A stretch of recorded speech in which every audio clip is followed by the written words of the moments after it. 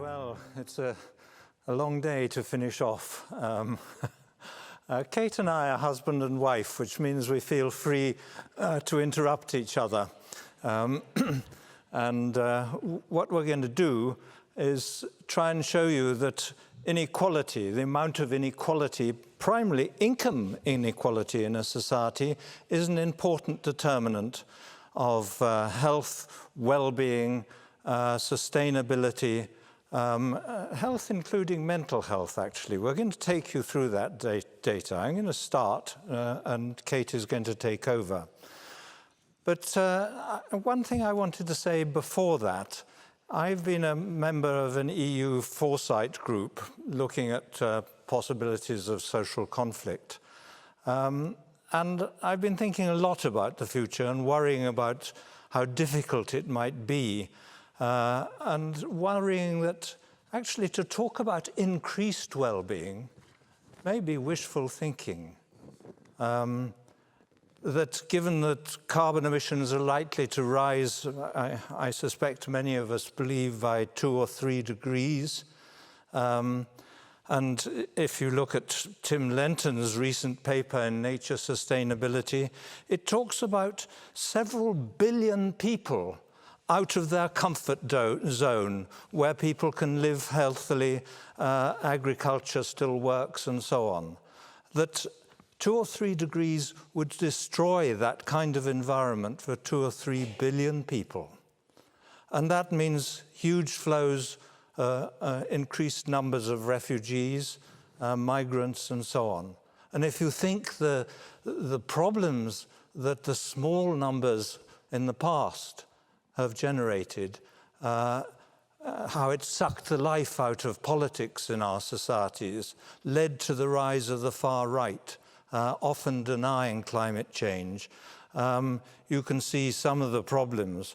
But as well as that, all the problems of extreme climate events and so on, the likelihood of not just the pandemic we've had, but many more, affecting not only human populations, but animal populations and crops and so on, the likelihood of water shortages, food shortages, we're in for a very bumpy ride. And I think we have to wonder whether it's right to think of increased well-being in the future. But actually, from our point of view, greater equality allows a society to ride out these adverse things that are going to throw us around, makes a society more cooperative, more mutually supportive, more adaptable. And so whether I'm right in this rather pessimistic view, or whether indeed we can think about the rise in well-being we've been talking about, I think equality is at the center of it. So let me take you through some of that data. First, because I'm going to talk about inequality, I think it's important to point out that people's view of inequality is really, I think, a serious misunderstanding. People think of it in material terms, that it only matters if it creates terrible poverty in the rest of society. But actually, I want you to think about inequality as a social relationship between us. Some people made superior, others inferior. Isaac's talk first in this session online, he talked about people mattering and fairness. And in a sense, what we're doing is talking about that in a different language. We talk about whether people are valued or not.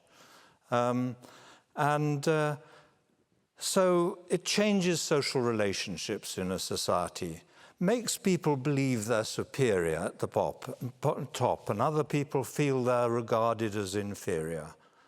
And I think that has a lot to do with the mental health problems that have been mentioned by the young people speaking now, and I'll go on to say something about. When people think of a social hierarchy, again, they always think simply in material terms. The material is important of where it places you. We take possessions and wealth as a measure of status, of importance. and people at the top think of them as better than themselves as better than the rest of them, as the rest of us. I want to quote from a study which interviewed poor people in different societies, in rich and poor societies, about the experience of poverty. So they were asking, what does it feel like to be poor? And they interviewed people in Uganda, in India, in China, Pakistan, Korea, the United Kingdom, and Norway. And of course, poverty means totally different things in those societies. In some societies, it means more like the picture on the right. And on others, in Norway, for instance, you can be poor, classified as poor, and live in a 3-bedroom flat with most of the modern electronics and so on. And yet, the experience of poverty was very similar. And I'm going to read this to show you the importance of the psychosocial things to do with social status. The study said respondents universally despised poverty and frequently despised themselves for being poor. Parents were often despised by their children, women despised their menfolk, and some men were reported to take out their self-loathing on their partners and children. Despite generally believing that they had done their best against all odds, they mostly considered that they had both failed themselves by being poor and that others saw them as failures. This internalization of shame was further externally reinforced in the family, the workplace, and in their dealings with officials. Even children couldn't escape this shaming, for with the possible exception of Pakistan, school was an engine of social grading, a place of humiliation for those without the possessions that guaranteed acceptance.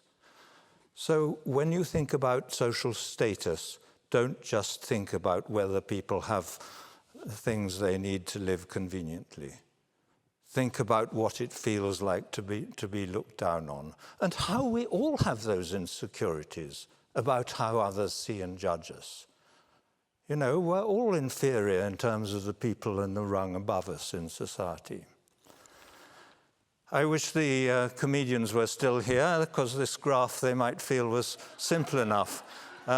I found it on Google Images, and it summarizes about 45 years of my work. So there's a lifelong research program for you. And what I'm going to do is show you a number of graphs like this before coming on to explaining the social or psychological processes going on behind the data. But basically, in all of them, bigger income differences will be on the right, and different problems up the vertical axis. First, you might regard this as a measure of well-being. It's an index for rich developed countries where you can get good comparable data on all those things listed there. Life expectancy, kids' maths and literacy scores, infant mortality rates, homicide, imprisonment. That's the proportion of the population in prison. Teenage birth rates, trust, obesity, mental illness, which includes drug and alcohol addiction, and some figures on social mobility. Where a country is its sort of average position in relation to all those different outcomes, which are simply downloaded from WHO, OECD, and so on, all weighted equally. And bad scores are scored high on this. So USA, Portugal, USA, UK are all doing very badly. The Scandinavian countries and Japan doing well. And if they do well on one of those things, they tend to do well on all of them, or badly on one and badly on all of them. We were worried that people might think that this wasn't just the obvious internationally comparable data which we could compare these countries, but they'd think we'd chosen things to suit our arguments. So we also looked at the UNICEF index of child well-being in rich countries. So this is actually a very important, probably the most important measure of child well-being that has been produced. It contains whether children can talk to their parents, whether there's bullying at school, how they do in these international maths and literacy tests, whether there's immunization, what their health are like, whether they're likely to get involved in drugs and so on. And in this one, the scoring is the opposite way around, I'm sorry. So bad results are low scores. That's why it slopes down rather than up. But look what a powerful determinant income inequality is of both that last measure of well-being and this one. You cannot ignore it. It's absolutely central to everything we're talking about. And actually, there have been a number of papers now, 8 or maybe even 10, looking at the COVID epidemic, showing that it was worse in the more unequal countries. There are lots of other papers that show, in a way, the psychosocial effects of inequality in a society. This one, a recent one on what they call civic honesty. It's simply looking to see whether, those experiments where wallets are left around as if they're lost, looking to see how many are returned in different societies. And in more equal societies, at the top there, it's about 80% of them are found and returned. In the more unequal societies, it's only about 20%. The scale of these differences is fairly typical of what we found in outcomes, both in this group of countries and looking at the 50 states of the USA. We did the analysis in both places, and the results are almost identical. I want to take you now through what I think is one of the most important processes showing the effects of inequality on the relationships between us, on social relations in society. This is a measure of people's involvement in community life, in voluntary organizations, choirs, gardening groups, different local groupings. There might be voluntary work, that kind of thing.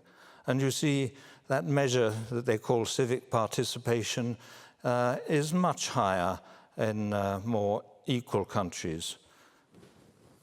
There are also measures of trust. There are lots of papers showing that civic community life and so on is stronger in more equal countries. There are lots of papers showing people trust each other more in more equal countries. And you can see that, again, the differences are pretty large. In the more unequal, it's perhaps only 15–20% of people who feel they agree that most people can be trusted. In more equal societies, it rises to 60 or 70%. Again, huge differences. And this isn't just an abstract thing. If you've got to walk home alone in one of our big cities, you will feel much safer doing it in a more equal society. You won't have that worry about who else is on the street around you and whether someone's following you or whatever, particularly important for women. There are also a lot of papers, I should think about 60 now, showing that violence is more common in more unequal societies. It's very well established. And the reason seems, this is homicide rates. It's American states, the red dots, and the Canadian provinces are the blue triangles at the bottom left, more equal. And it's looking at homicides per million people. And it goes from 15 or 20 homicides per million up to 150. These huge differences. And the reason for that seems to be that in a more unequal society, status and class, social position matters more, and people get more worried about how they're seen and judged, of being disrespected, looked down on, issues of loss of face and so on, that trigger violence. It just triggers violence so much more easily. People are more likely to feel that you're disrespecting them. Why are you looking at them in that funny way? Those sorts of things. If you go to even more unequal countries than in our data, as Kate and I have to give lectures, this is Mexico, one of the most unequal countries in the world. And it's gone a whole stage further there. You see, people are frightened of each other. They're barricading their houses with razor wire around the fences and bars on the windows and doors. And in South Africa, exactly the same thing, where there are huge inequalities for different reasons. In both places, people think you shouldn't go out at night. So when we visited, they found it very difficult to take us out for a meal in the evening. They're really worried about that. And actually, the picture I've given is confirmed by work from an American economist, again repeated on the American states and this group of countries internationally, which looks at the proportion of the labor force involved in what they call guard labor: security staff, police, prison officers, all the people we use to protect each other from ourselves from each other. And of course, as trust declines, violence increases, we want more people in those sorts of roles in our society. So it confirms exactly the analysis I've just given you in the earlier few slides. And I think really what we're dealing with is particularly tragic, because, as several speakers have said, the real determinants of happiness and well-being are the quality of social relationships, community life, family life, number of friends you've got. And these are found in lots of studies to be powerfully predictive, not only of happiness, but also of health. You know, whether or not you smoke is slightly less important to your survival than whether or not you have friends. Friendship is a really powerful determinant of health. And so what inequality is doing is winkling away, destroying the most important, the most serious sources of our well-being. I think what we're talking about is whether we have societies with very steep social pyramids like that, or much shallower ones like that. And you can see how in the steeper class societies, with the bigger income differences, people are less likely to marry someone from a different class. The social barriers are bigger. The whole society becomes more ossified. There are lots of indications of how divisive it is. And of course, in a society with smaller income differences, social relations change. The hierarchy isn't so hierarchical. If you like, the scale of material differences between us give rise to the social distances between us, those feelings of superiority and inferiority. And we've been able to see how all these things feed into poor mental health through, and I thought I'd got the slide here. I don't know what can have happened to it. Yes, it is there. I thought this slide came later. This slide is showing you how it's not just a sort of theoretical idea that status and class become more important, that if you do surveys asking people about their reported status anxiety, how worried they are about how people see and judge them, you find that across all income groups, people become more worried about status and others' judgments of you, more worried about what people think of you in more unequal societies. In a way, those bigger class differences, those bigger status and income differences make us all believe that some people are worth much more than others, and so we all worry more about how we are seen and judged. So that top line is the high levels of status anxiety across all income groups, from the poorest tenth of the population to the richest tenth. The bottom line, in more equal countries, are much lower levels of those anxieties. And actually, we know these kinds of anxieties are amongst the most powerful for raising cortisol levels, biological stress hormones, which do the damage, which have effects that look rather like more rapid aging, lead to earlier death and more illness. This is a study where they looked at, I think, over 200 studies where people are given stressful things to do, and they measure the cortisol response in saliva or blood samples. And they find that what really pushes up your cortisol levels is tasks that involve what they call social evaluative threat. Your worries about how you're seen and judged, threats to self-esteem and social status, situations like public speaking where you can be judged negatively. You know, we're extraordinarily sensitive to that. And now we know how that feeds into mental illness.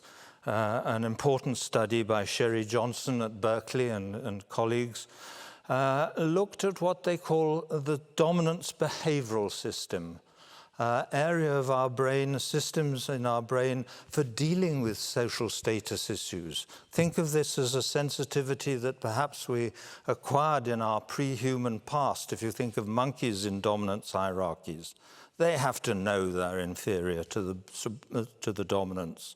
They have to know where they come, where others come, learn to keep out of the way of more powerful animals.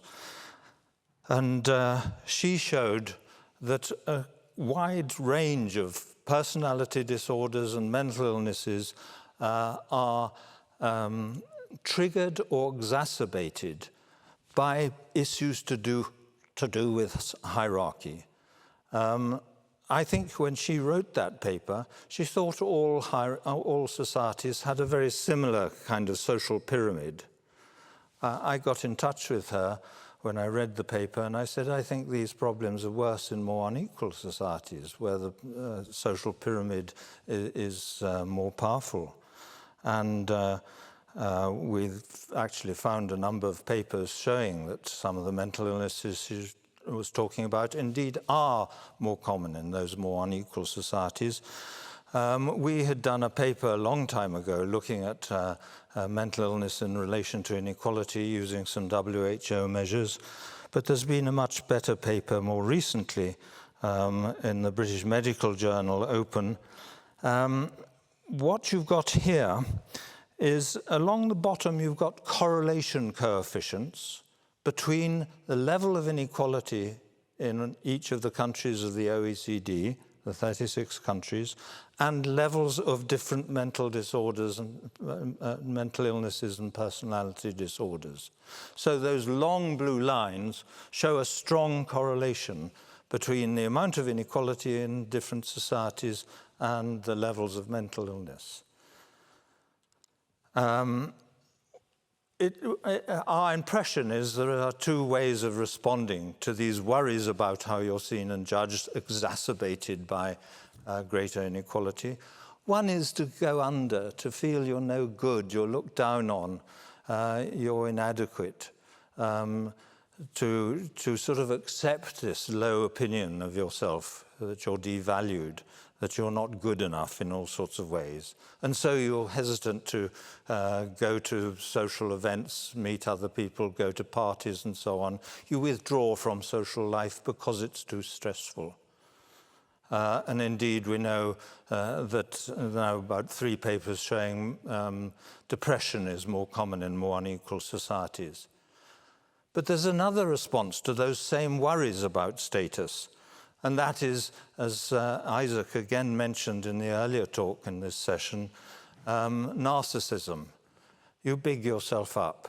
You try and show in conversations how successful you were, how brilliant you are, that you went to such a good university, that you're rich enough to have family holidays the other side of the world and all that kind of thing. And that too is confirmed by studies of what's been called self-enhancement, where people, in this graph, they were interviewed in different countries and asked how you think you compare with others in your society. Do you think you're cleverer than other people in Iceland? Do I think I'm more interesting or more, I don't know, more this, that, a better driver than other people in Britain?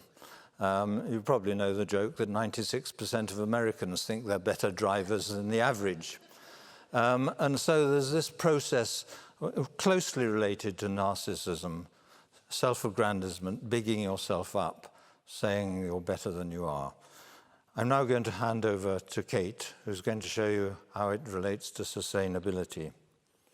I'm going to sit you there. Yes. Right.